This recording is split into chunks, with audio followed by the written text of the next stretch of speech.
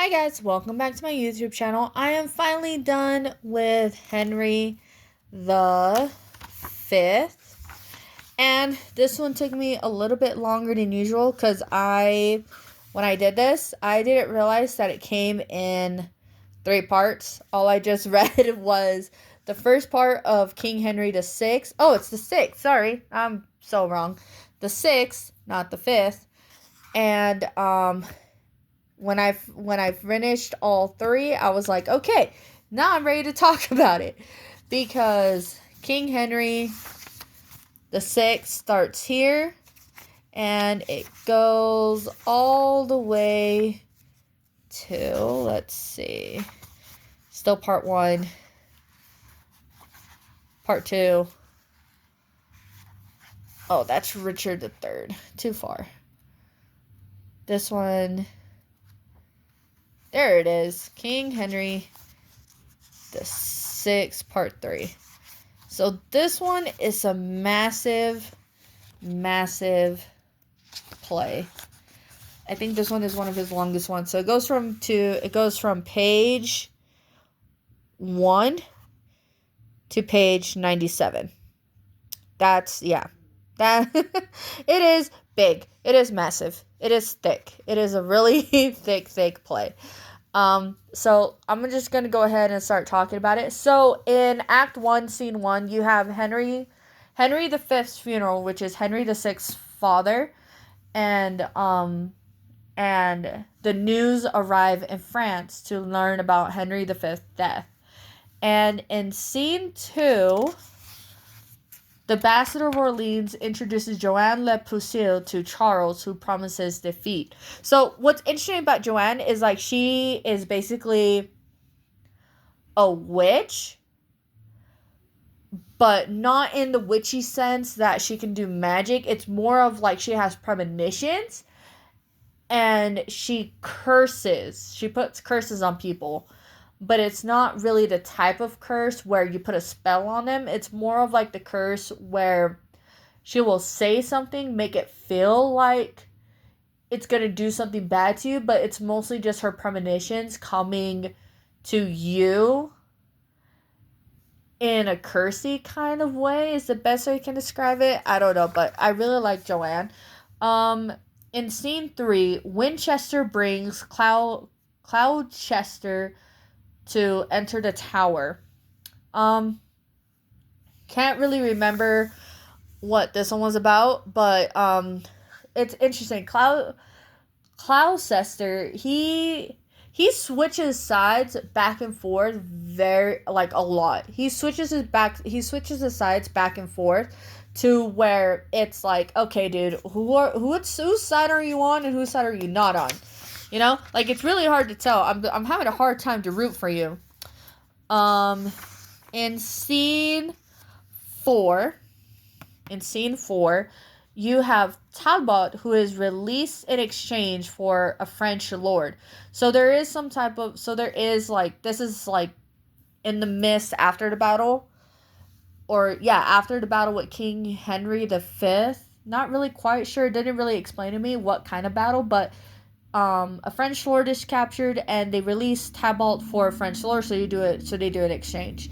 In C5, the French attack and Talbot fights Joanne. Joanne spares him.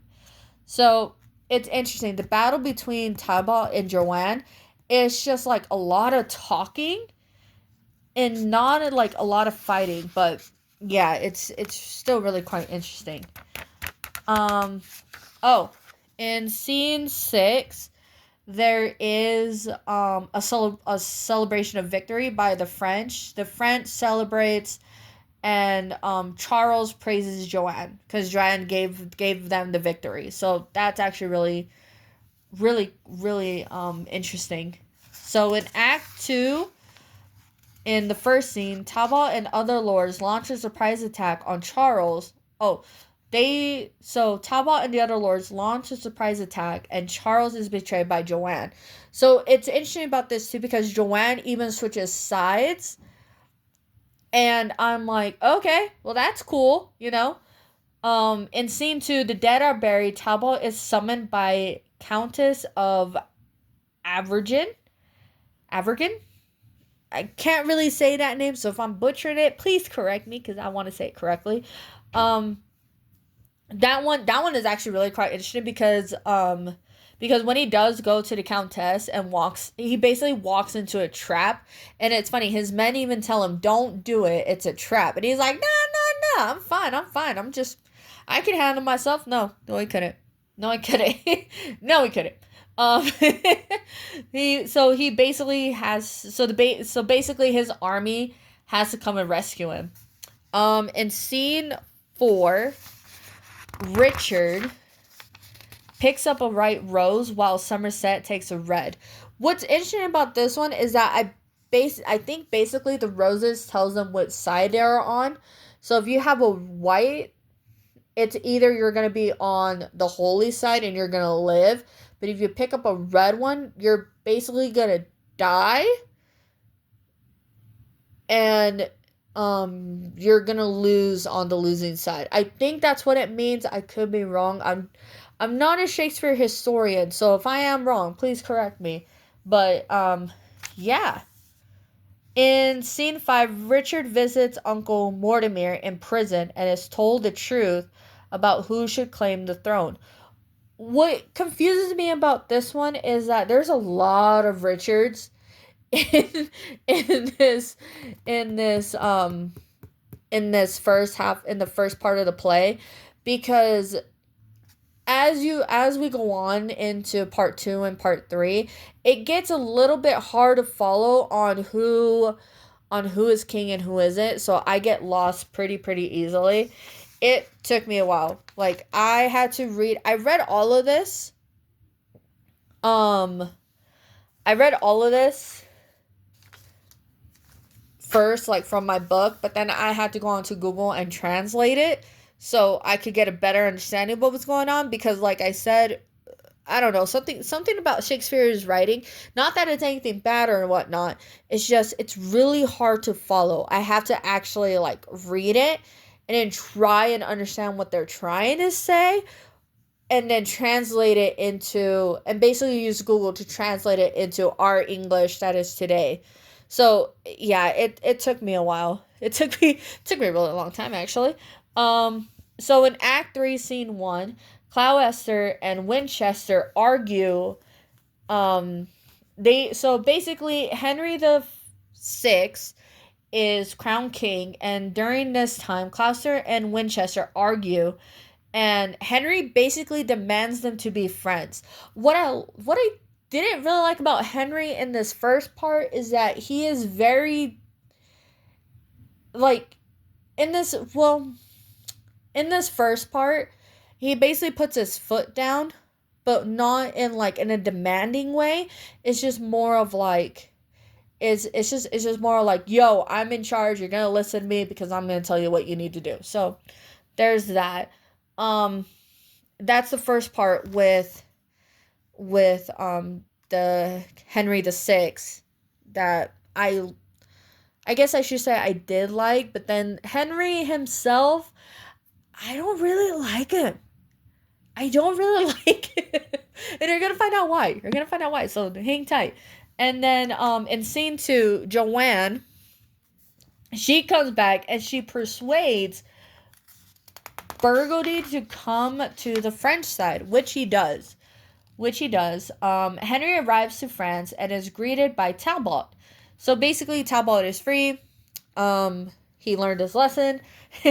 Members of the different house are now in disagreement. So a lot of people are saying that they want Henry to be king, but then they don't want him to be king. So it's just a lot of like back and forth in scene 4, which I'm like, okay, well, that's fine, I guess. That's fine. In Act 4, Scene 1, Henry is now officially crowned king. So Henry is now king. Talbot marches to Bordeaux, and he's trapped again. So never mind. Talbot did not learn his lesson. He's trapped. York and Somerset are in conflict. No one sends in help. So while York and Somerset and Talbot are in war, they're having like this type of battle. Nobody goes in to send help because they're like, meh, whatever. But then Talbot is betrayed in scene 4. I can't really remember by who, but then Talbot and his son are also in the same battle with York and Somerset, and Talbot begs his son not to fight. But his son, who is named John, does go into battle to save Talbot, and then in scene 7, John is killed, Talbot dies, and Lucy asks for revenge. Lucy, I'm guessing, if I remember correctly, it's either John's wife or Talbot's wife. I can't really remember.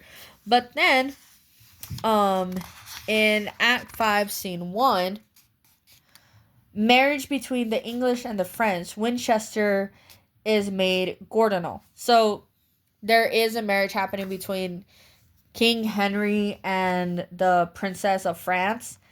And, Winchester, I guess, is made cardinal. I think cardinal means, cardinal? Cardinal? I think it's like somebody who is in charge of the Holy Church. I think that's what it means. But yeah. In scene 2, the French prepare for a fight. Now that's interesting. So there is a marriage happening between King Henry and the princess, but then there's also a fight going on. And it's like, okay, I thought we just came to an agreement. Why are we now fighting? I don't understand. So then Joanne, she shows up again and she summons demons. Okay, so never mind. She is that kind of witch. I was wrong. But Joanne does summon demons, and Suffolk woos Margaret to be King Henry's queen. So there is some battle going on, but then there is some convincing between Princess Margaret to become King Henry's wife and queen. So that's yay. That's good. Joanne is defeated in battle and she is taken alive. She's captured, and then in her trial, they basically say she's a witch. We're gonna burn her. So she burns alive. And then in scene 5, while Henry and Margaret are getting ready to prepare to tie the knot, there's a lot of oppositions about why Margaret shouldn't be King Henry's wife. So yeah, that's pretty interesting. And that's the end of part 1. Now we're getting into part 2. Part 2, it gets a little bit more chaotic. There's like I said, there is a lot of information, and part 2 is the longest part of the play.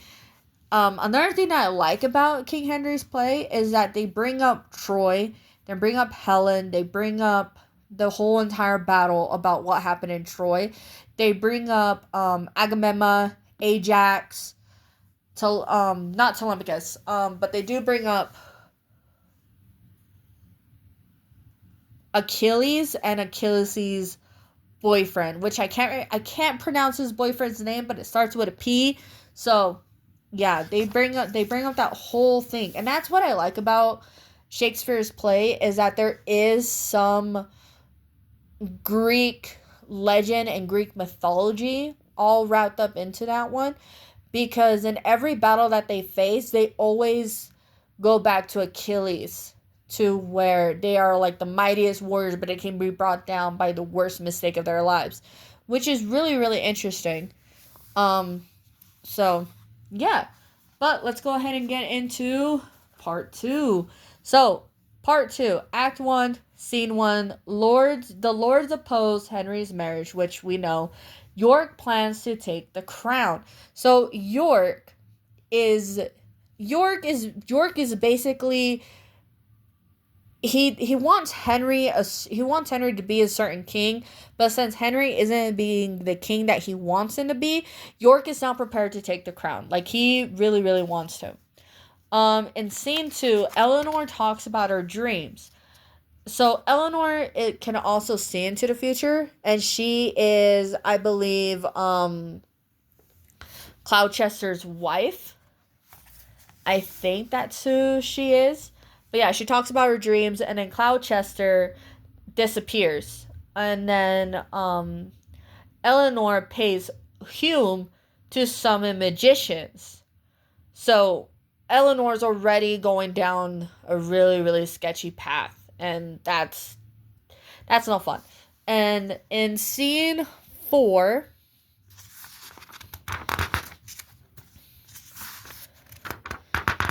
there it is. In scene 4, Hume and others summon a spirit for the Duchess to predict King's death. They are arrested. So, yeah, Eleanor and her posse are now trying to figure out how to predict the king's death, and they find out, and they are arrested.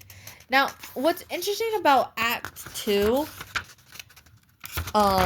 Scene 1, is that a man pretends to be a cripple to fool the king, and I didn't really understand why he did that, nor did it really, like, stand out to me. I was just more confused on why that all happened. And then Eleanor is arrested because, again, they found out what Eleanor was doing, and like I said, she was already going down a really, really sketchy path. So they're like, yeah, you're in trouble. In scene 2, York justify his claim to the English crown. So York wants to claim himself as king because I'm guessing because of his heritage, that is why he wants it. That is why he owns claim to the throne. But in the end, it doesn't really work out for him that well. So, but anyways, Warwick and Salisbury are convinced and claim loyalty. So York manages to win the loyalty of Warwick and Salisbury. So that I'm like, okay, well, they also flip flop a lot too. So it's like, okay, I don't even know if I should root for you or not, but yeah, they don't even know what they want. They don't even know what they want. In scene 3, Eleanor is banished. Gloucester resigned because of Eleanor, and Hormer and Peter fight. Hormer loses. So there is a fight between these two men, and Hormer loses. So that even with the whole fight scene, I didn't understand why that happened, but I'm guessing, like I said, I don't know what it had to do with. But then in scene 4, Eleanor has to carry her public penance, and Gloucester is called for a meeting. So because of everything that happened with his wife, he is now called into questioning of his loyalty to the crown. And so he has to, like, appeal to the throne. In Act 3, Scene 1, Margaret and Lords arrest Humphrey, and rebellion is brewing in Ireland. So, yeah, now they already had a war. Now they're having another war. And it's like, man, King Henry just can't catch a break, can he? It's just war after another, you know? In Scene 2, Humphrey is murdered. Henry banishes Suffolk for the killing of Humphrey. So they found out who the killer is, and they banish him. And that doesn't end well. It's just that doesn't end well for anybody. When you just banish somebody, you always know that they're just gonna come back and just attack you. In scene 3, Cardinal is dying, but the reason why he's dying is because he's being tortured by his part in Gloucester's death. So basically, he's being blamed for Gloucester dying, and yeah, it's like, holy crap, okay. In Act 4, Scene 1, Suffolk captured by pirates. That's another thing, too. I understand that pirates were very big in this time and age, but at the same time, why are pirates even in here? Like, I get it, but at the same time, I'm like, it does nothing for the. I mean, it does do something for like the play, but I don't know. The captain accuses Suffolk of crimes against England. Suffolk is killed. So the pirates, I guess, are on the good side of England. They're like, yo, we found out that you're a traitor, so we're just going to do what the king wants us to do, and you're taken care of. And it's like, oh, okay, cool. In Scene 3, it's actually really quite short. Okay, just flip on me, why don't you? In Scene 3, Cade wins the fight. Dick is rewarded. They march to London. So now they're just ready for the battle. In Scene 4, Margaret laments Suffolk's death. Cade nears London. King Henry runs away. So King Henry, I guess he's called the king. Well, not really called, but in my opinion, he's just very gentle. He doesn't like to fight. He doesn't like seeing bloodshed. He wants to be a holy man, meaning that he'd rather just stay in his temple, read books, and pray. And everybody else wants him to fight. So he's given the choice either to fight or run away, and he runs away. And it's like, okay, dude, just you're done. We don't we don't need you. So he runs away, and the citizens ask Scales for help at the tower. They don't help him. Cade proclaims himself as Lord Mortimer. So that's another thing too. Cade, I guess, he became this guy of like, yeah, I am now the official king. So it's like, okay, cool. In scene 7, Lord Say pleads for his life. Cades kills him. Heads are on spikes. So yeah, this is in a time and age where they will kill their enemies and put them on spikes, and it's like, okay, that's lovely, you know. Like, I don't know if you've seen Game of Thrones, but think of that. But the whole tower has heads on spikes, and you're like, oh, that's where my brother went. Sounds great. In Scene 9, Henry pardons Cade's rebels. Duke of York and Irish army are marching towards the king. So now Henry is back safe and sound in his castle, and he is basically partying Cade, and now he has another enemy ready to take him over. So it's like, okay, cool. In Scene 10, Cade sneaks into a garden.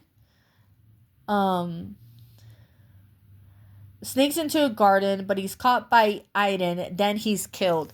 So Cade, I guess, just doesn't. Cade doesn't want to be part of he's pardoned, but he's also part of the rebels. So he's like, nah, I'm just gonna leave. And it's like, okay, well, now you're dead. So then in Act 5, Scene 1, York returns from Ireland. He is prepared to fight King Henry. So that's lovely. York kills Clifford in Scene 2. Young Clifford wants revenge. So now this is where I'm like, okay. So we have Senior Clifford and Young Clifford. Cool, but I'm still very confused. Shakespeare, can you just change up their names just a tiny bit? I get it, but just change it up because it gets very confusing. Young Clifford wants revenge because York kills his father. Margaret urges Henry to run away to safety. So Henry is now given a choice to fight or run away. And in this case, he wants to run away. So Margaret just encourages him. At this point, she's like, I'm fed up with you. Just get out of my sight. Run away like you always do. He's like, all right, bet. I'll see you later. So then in scene 3, York wins battle. They go to London to meet Henry. So Henry is now in London. And yeah, it's just like, okay, dude, that's great. Now we're on to King Henry VI, Part 3. And in Act 1, Scene 1, York sits on the throne. Henry agrees to pass the crown to York. So Henry promised the crown to his son, but when he is captured, he's like, okay, yeah, in order for my wife and my son to survive, here's my crown. I don't want it. My son is no longer king. You are now king. I shall now give you my crown. And this is where everybody's like baffled. They're like, dude, you promised the crown to your son. What are you doing? What are you doing? And then in scene 2, York's sons urge their father to take the crown and forget promises. Margaret's army attacks York. So I guess in this time and age, when you take the crown, there is some sort of truce. They won't harm the previous king, but he's like, you know what? I'm king. I can do whatever I want. So this is what I'm going to do. And it's like, oh God, okay. In scene 3, Clifford gets revenge for his father's death by killing Rutland. So yeah, there's a lot of fighting and dying in this play. What is interesting is that in scene 4, Margaret captures York. Margaret tells him about Rutland. So Margaret basically she just destroys this man with truth and hostility and basically says, we killed your son, so now I'm gonna let you die. And he's like, what? In Act 2, Scene 1, Richard and Edward find out Richard Plantagenet is dead. Warwick goes against Margaret. See, and then we have Warwick again, who's like, I'm on your side. No, I'm not. I'm on your side. No, I'm not. And it's like, okay, at this point, I'm just rooting for him to die. Like, I just want him to die. I'm so fed up with him. He's pissing me off. I just want him to die. In Scene 2, Margaret and Clifford try to convince Henry to be ruthless. Edward and Richard appeal that Edward is king. So now they're begging him to like stop being a wimp and man up and fight. And he's like, I really don't want to. That's his whole thing. Henry doesn't want to fight. He's like, I really don't want to. Don't make me do it. Warwick takes a break from fighting. Richard announces that Warwick's brother is dead. Battle resumes. So in the middle of battle, Warwick is like, I'm tired. I don't want to fight no more. There's nothing for me here. I think we're done. And and Richard just comes in and says, by the way, we killed your brother. And he is like, all right, bet. I'm coming back in for another fight. And it's like, oh, yay. In scene 4, Richard and Clifford fight until Warwick interrupts them and Clifford runs away. So then from there it just lost me and I was like, okay, well that's okay, cool. In scene 5, King Henry sees a son. Now this part is interesting. This part is the fight between a father and a son. And Henry is just standing there watching this happen. Because he's trying, like, I don't even know if he's trying to, like, understand what is happening or if he's running away. But in this sense, he sees the father and son fighting to where the father and the son both kill each other. And he is just saddened by the battles that are happening in his city. And it's like, dude, you could have stopped this. In scene 6, Clifford dies. Richard, Edward, George, and Warwick mock body. So they basically mock that Clifford is dead. Preparations are made for Edward's coronation. So now the battle is won. Edward is now being prepared to become king. And then in Act 3, Scene 1, gamekeepers discovered a depressed Henry talking about kings and they capture him for King Edward. So what's funny is that like I said, Henry's just very depressed. He's just walking around. He's talking about kings. And these guards just look at him and they're like they don't even know who this guy is. They're like, all right, well, we're just gonna capture you just because we can. And then in scene 2, Edward listens to a widow's request and makes her queen. Richard reveals he wants the crown. So Edward is now betrayed by Richard. And now it's just like a whole cluster of like what is going on. In scene 3, Lewis finds out Edward married Lady Grey instead of his sister. So I'm going to use Game of Thrones for reference. If you know, you know. So this is not going to end well. Warwick switches sides again. No surprise there. And plans to fight Edward. So now he's just like, Warwick, I'm just like, man, can somebody just take him out, please? Just take him out. So, yeah, in Act 4, Scene 1, now this is interesting. So, remember how Queen Margaret was disapproved of marrying the king? Now it is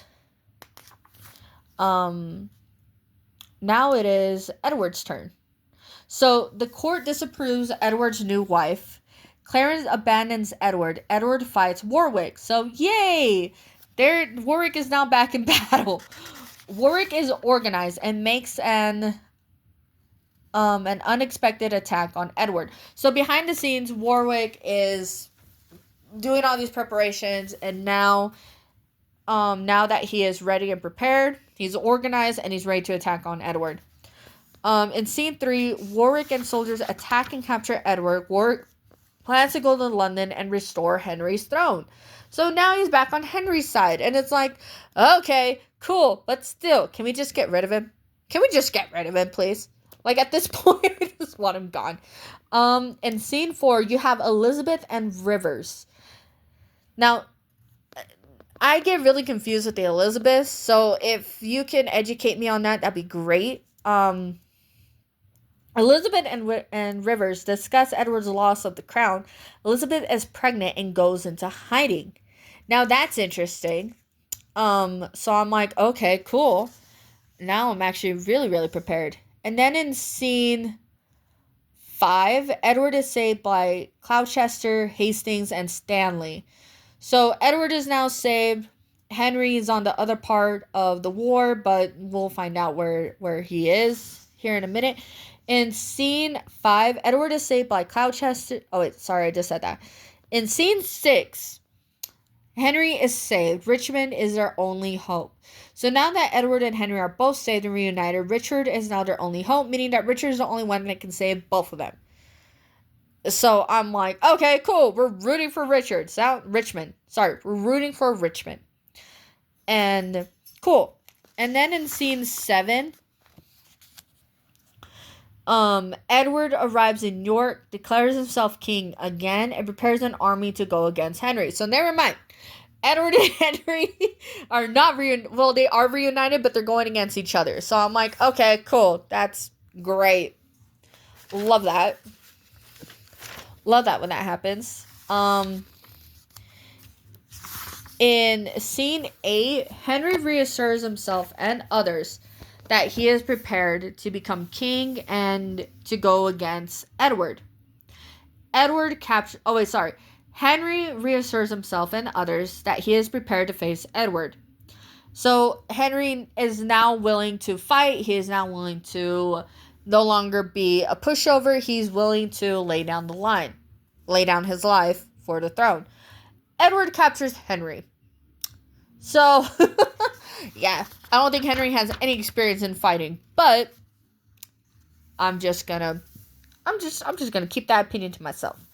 So in scene 1, many lords join Warwick to fight. Clarence switches sides. Warwick battles Edward. So now there's a lot of lords that are like, yeah, now we're going against each other. So Now I'm going for this king. No, now I'm going for this king. And it's like, okay, can somebody just stop switching sides? I'm trying to understand what is happening here. Warwick is in scene 2, Warwick is wounded and dies. Montague has also been killed. Margaret is powerful with an army from France. Margaret, to me, she is a wife that you just can't defeat. No matter what you do, she's always going to come back up. Like, I'm just saying. In scene 4, Margaret and Edward encourages both their armies into battle. So Margaret encourages her army, Edward does the same, and then in scene 5, House of York won battle. Prince Edward and Margaret are captured.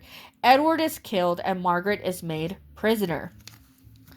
So Henry comes in to try and save his wife, but in scene 6, Henry is killed. Gloucester kills Clarence. And then in scene 7, we have the ending. King Edward celebrates victory. Yay! Sorry, King Edward celebrates victory. Yay! Gloucester is still plotting. So we have Gloucester who wants the crown for himself. So we're going to find out what he does next. So that's it for King Henry the 5th. And I gotta say, I liked the play for what it was. It was really good. It did, like, the first and second part of the play did keep me interested, but then when it came to part 3, it completely lost me. I was like, okay, I don't even know who to root for at this point. I don't even know what's going on. All I know is that a lot of men want to be king. A lot of men want to be king. So, with that being said, I will let you know when I'm going to read a next play from my Shakespeare book, and I'll let you know what I think about this. So for this play, I'm going to give it, I want to say a 3 out of 5. I'm going to give it 3 out of 5, just because it did keep me interested, but not interested enough to have me go rooting for a certain team, if that makes sense. Like, there are some characters that I like and there are some characters I don't like, which I love. I love it when a story or a play gives me that ability to like certain characters or not like certain characters. But to give me a specific team to root for, I can't tell you which one it was. Like, there's really nothing for me there. But for this one, solid 3 out of 5. A solid 3. So, I'll see you guys on the next one. Bye.